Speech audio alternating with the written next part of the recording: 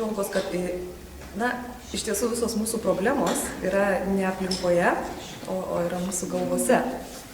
Tai va, turbūt tai buvo pagrindinė įžvalga ir kad jos yra pakankamai lengvai išsprendžiamos, tik tai tiesiog reikia, na, taip sakant, dirbti su savimi. Ir dirbant su savim ateina sprendimai. Keli gal palinkėjimai tiem, kurie galvotų dar eiti ar neiti į tą socialinę panoramą ateityje?